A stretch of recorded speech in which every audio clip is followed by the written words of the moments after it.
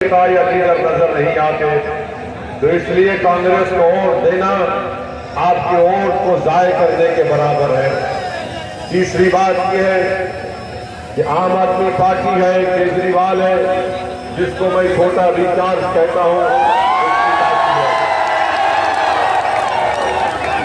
आप जानते हैं कि दिल्ली में जब CAA का एहतजाज चल रहा था शाहीन बाग में, यही दिल्ली का मुख्यमंत्री था जिसने अपने एक बयान में कहा था कि अगर मेरा बस चलता तो मैं 15 मिनट के अंदर शाहीन बाग को हटा देता। ये इसका असली चेहरा है। ये वही दिल्ली का मुख्यमंत्री है जिसने कोविड की पहली वेव में तबलीगी जमात के ऊपर झूठा इल्जाम लगाया। और आपको मैं याद दिलाना चाहूंगा कि तबलीगी जमात के ऊपर झूठा इल्जाम लगाकर इसने पूरे मुल्क में मुस्लिम अल्पसंख्यक समाज के खिलाफ एक नफरत की फिजा को पैदा कर दिया। और सब लोग यही समझते थे कि मुसलमानों की वजह से कोविड फैला है। आपको याद दिलाना चाह रहा हूं, यही दिल्ली का मुख्यमंत्री वजीर आला चीफ मिनिस्टर था जिसने कोविड की पेशेंट की लिस्ट जब रिलीज होती थी तो एक सेक्शन में लिखा होता कि इतने लोगों को आज कोविड हुआ, इतने लोग डिस्चार्ज हुए, तो उसी सेक्शन में बाजू लिखता था कि तबलीगी जमात सुपर स्प्रेडर का नाम इसने दिया था।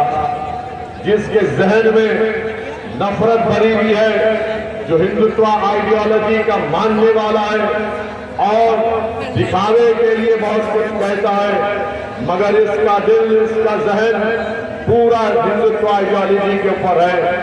तीसरी बात मैं आपको बताना चाहूंगा कि दिल्ली में बदतरीन फसाद हुआ और उस फसाद के बारे में क्या दिल्ली के मुख्यमंत्री ने एक लफ्ज कहा? कुछ नहीं कहा। लोग मर रहे थे, घर जलाए जा रहे थे, लोग परेशान थे, और ऐसे वक्त में दिल्ली का ये चीफ मिनिस्टर गांधी समाधि के पास जाकर आंख और मुंह बंद करके बैठ जाता है।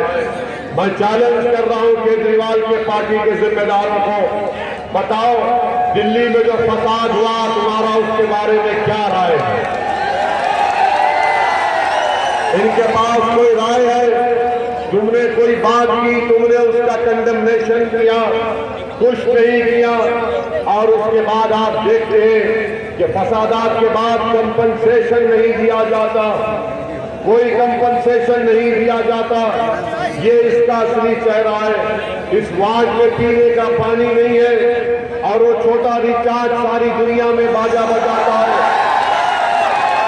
सारी दुनिया में बाजा बजाता है कि मैं पानी फ्री में दे रहा हूं। ऐ दिल्ली के मुख्यमंत्री, आओ यहां पर जाकर नगर को, ओखला को, और यहां का पानी पीकर बताओ उसके पानी में कितना मजा आता है, तुमको पता चलेगा।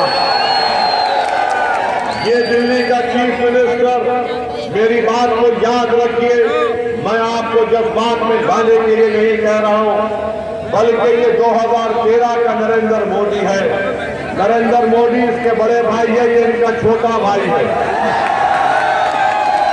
इतनी फिरका परस्ती इसमें है कि इसने कह दिया कि हमारे जो करेंसी के नोट है, 100 रुपए की, 500 और 2000 की नोट पर दिल्ली के मुख्यमंत्री ने कह दिया कि इस पर गांधी की फोटो के साथ, बल्कि उसके ऊपर देवी देवताओं की फोटो को लगाया जाए।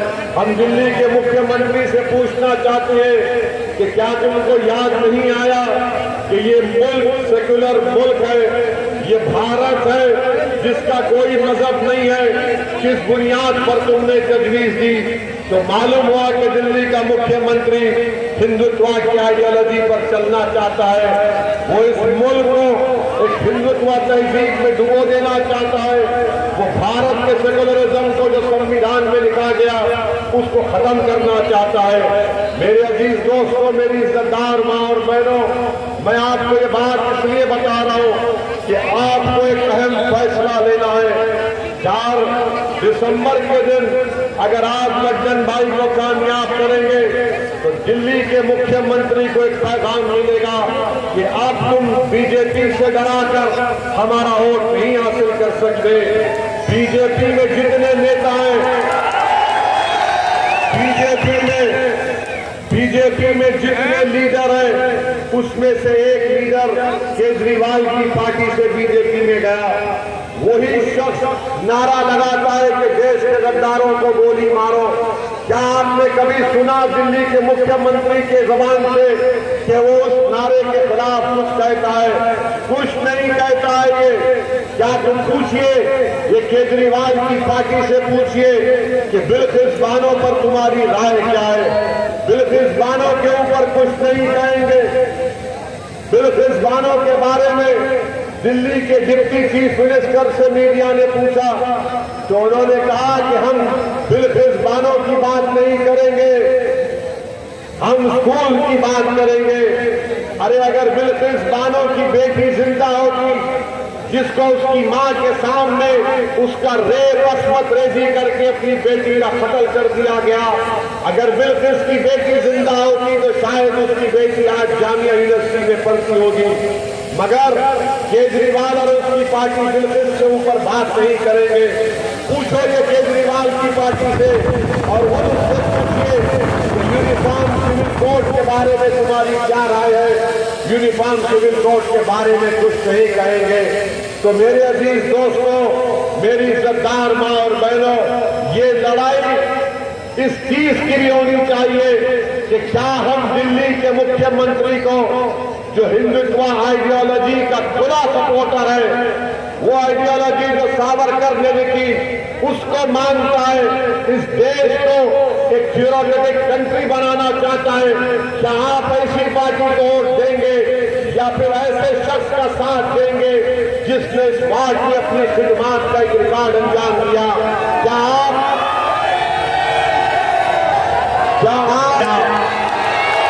किसका साथ देंगे? आप किसका साथ देंगे? आप किसको वोट देंगे? आप किसको वोट देंगे? आप मैं आपसे अर्ज कर रहा हूं कि आप अपने वोट का सही इस्तेमाल करिए। फिर से आपके लिए कह रहा हूं कि कांग्रेस पार्टी मैदान में नहीं है। 3 मरतबा आपने उनको मौका दिया, उन्होंने इस बात की आवाम को धोखा दिया। आपने उस छोटे रिचार्ज को मौका दिया असेंबली इंतखाबात में, उन्होंने कुछ नहीं किया, बल्कि ओखला में कुछ नहीं किया। आज आपसे मैं अपील करने आया हूं कि एक मरतबा लड्डन भाई को आप अपनी मोहब्बत और इज्जत से नवाजिए। मैं गारंटी के साथ कह सकता हूं कि इंशाअल्लाह ताला जो तकालीफ आपके, वो तकालीफ खत्म होंगे। जेल में शिफाउर रहमान है, पूछिए ये केजरीवाल से कि बताओ शिफाउर रहमान के बारे में तुम्हारी राय क्या है? कुछ नहीं बोलेगा। पूछिए इस मुख्यमंत्री से, पूछिए कि क्या तुम खालिद सैफी को जानते हो? वो खालिद सैफी जिसकी बीवी, जिसकी पत्नी रो रो कर वीडियो जारी करती है कि मेरा शौहर खालिद सैफी जेल में मर जाएगा, बीमार है, उसका इलाज नहीं हो रहा है। तो ये केजरीवाल का मंत्री ईडी के कस्टडी में जेल को जाता है और जेल में बैठकर इसके हाथ और पैर को तेल लगाकर इसकी मसाज किया जाता है। सोचो आप कि आपने केजरीवाल का साथ दिया।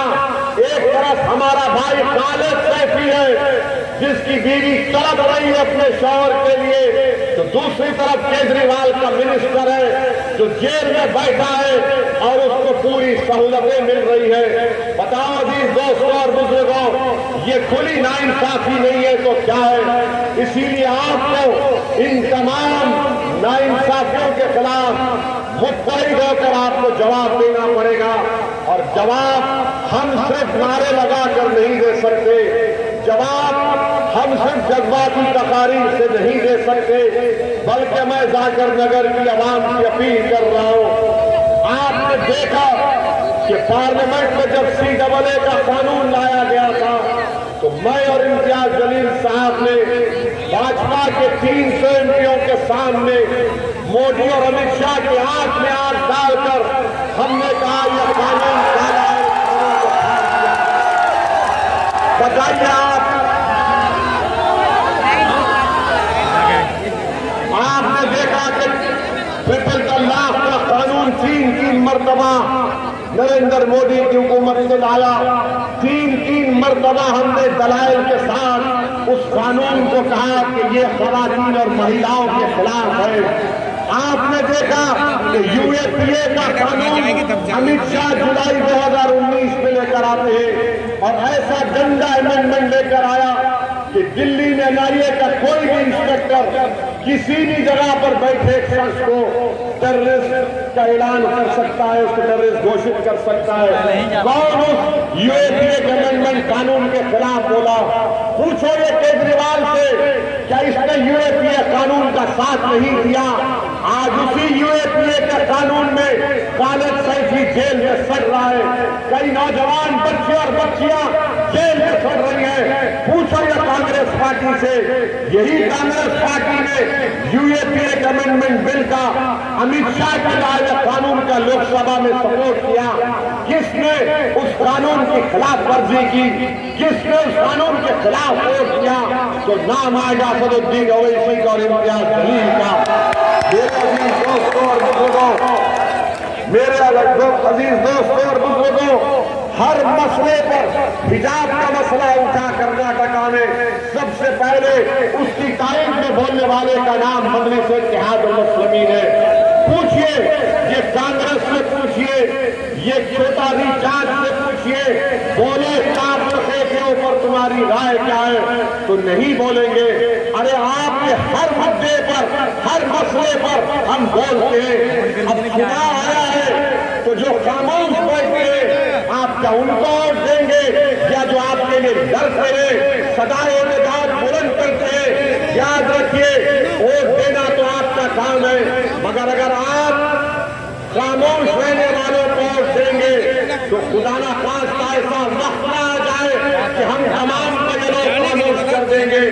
यकीनन भाजपा को हराइए, मोदी को हराइए। हमारी भी ख्वाहिश ये है कि बीजेपी हारे, मगर बीजेपी क्यों जीत रही है? बीजेपी क्यों जीत रही है?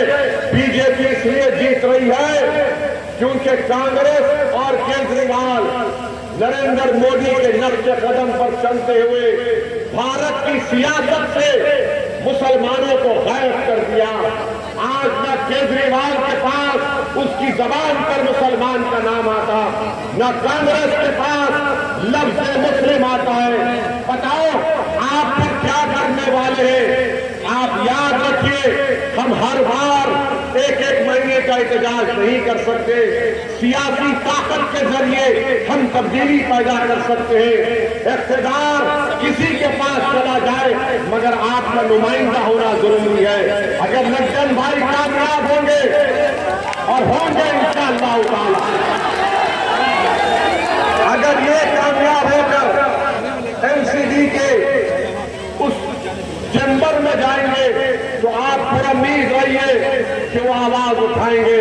सिर्फ जाकर नगर के बारे में हमारी बहन नहीं लड़ेगी, बल्कि दिल्ली में जहां कहीं भी नाइंसाफी होगा, लड्डन भाई और हमारी बहन उस नाइंसाफी के खिलाफ उठेंगे और लड़ेंगे। आज आपको लड़ने वालों की जरूरत है। आज आपको अपनी आवाज को उठाने की जरूरत है। बताइए कौन है आपकी आवाज? क्या केजरीवाल तुम्हारी आवाज है? क्या ये छोटा रिचार्ज तुम्हारी आवाज है? क्या कांग्रेस तुम्हारी आवाज है? क्या भाजपा तुम्हारी आवाज है? तो फिर तुम्हारी आवाज कौन है? बताओ कौन है तुम्हारी आवाज? कौन सी पार्टी तुम्हारे लिए लड़ती है? तो आज आपको लड्डन भाई का साथ देना है। इस शख्स को आप अपने इत्तेहाद और अपनी दुआओं से नवाजिए। बड़े मुश्किलात का सफर इसने तय किया है, बड़े मसाइब और मुश्किलात का सामना किया है। मैं लड्डन भाई का शुक्रिया अदा करता हूं कि उन्होंने बहादुरी से फैसला लिया है और आपको ये सोचना है और सोच समझकर 4 दिसंबर के दिन अपना एक वोट लड्डन भाई को देकर पतंग के निशान पर आप कामयाब करेंगे।